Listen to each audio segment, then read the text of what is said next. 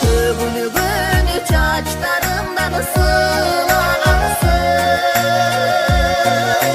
caygıcıl astağana erkeletti.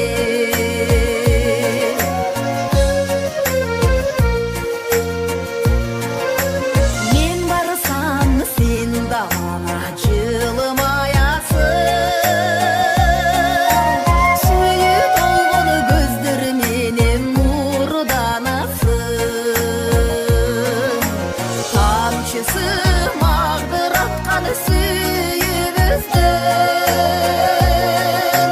jürükün öçpösizdi kalıtırasın. Tamçısı mağdıratkan suyumuzdan,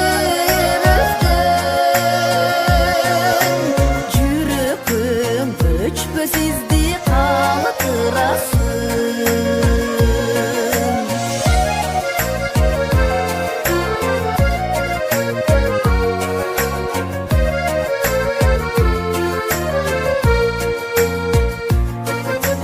Kolumdu moyununa artıp alıp,